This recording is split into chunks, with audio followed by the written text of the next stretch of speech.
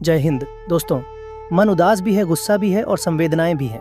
कश्मीर की वह धरती जिसे धरती का स्वर्ग कहा गया, वही घाटी जिसकी प्राकृतिक सुंदरता को देख यूरोप के स्विट्जरलैंड की तुलना की जाती है, वहीं की एक अद्भुत घाटी बेसरान घाटी जो पहलगाम से लगभग 1 घंटे की दूरी पर स्थित है, हाल ही में एक हृदय विदारक त्रासदी की गवाह बनी।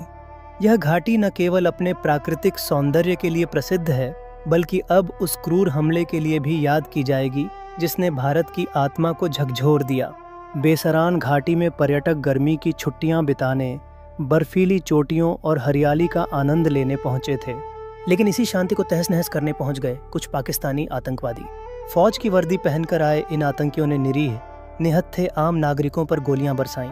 कुछ पर्यटक उस समय अमरनाथ यात्रा की तैयारियों के चलते पहलगांव में रुके थे।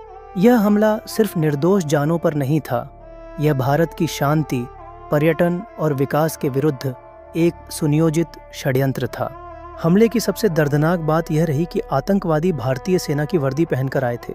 जब पीड़ितों को मदद की उम्मीद थी, तब वे भ्रम में पड़े रहे।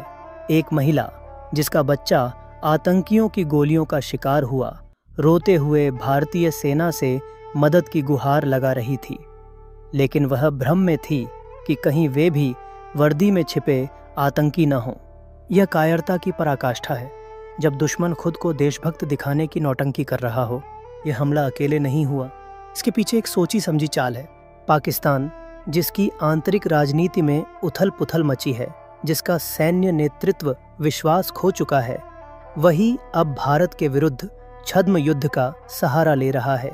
आतंकवाद को पालने पोसने वाली ISI, जिसका प्रमुख कभी खुद को देश का रक्षक कहता था, अब अपने ही देश को कंगाली में धकेलकर भारत के खिलाफ साजिश रच रहा है।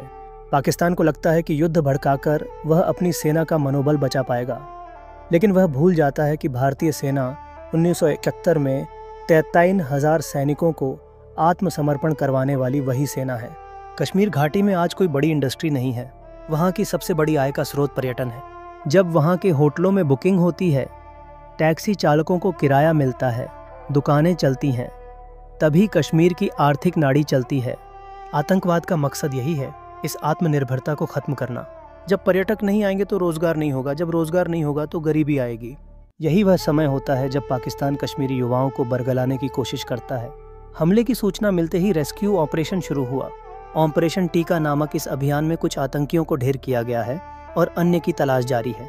प्रधानमंत्री मोदी ने विदेश दौरा बीच में छोड़कर सर्वदलीय बैठक बुलाई है, जिसमें इस हमले के व्यापक प्रभावों और जवाबी रणनीतियों पर निर्णय लिया जाएगा। यह हमला सिर्फ गोलियों से नहीं हुआ, यह हमला हमारे विकास के रास्ते पर हुआ है। यह हमला ये बताता है कि हमारे दुश्मन हमारी सफलता से डरे हुए हैं, लेकिन भारत वह देश है जो घाव भी सहता है और जवाब भी देता है। कश्मीर की जनता से यह अपील है कि वे इन विदेशी साजिशों को पहचानें और आतंक के खिलाफ खड़े हों, क्योंकि आज अगर हम चुप रहेंगे तो कल कोई और घाटी उजड़ेगी, कोई और माँ अपना बच्चा खोएगी। हम नहीं भूलेंगे, हम माफ़ नहीं करेंगे और हम जवाब देंगे अपने तरीके से, अपने समय पर।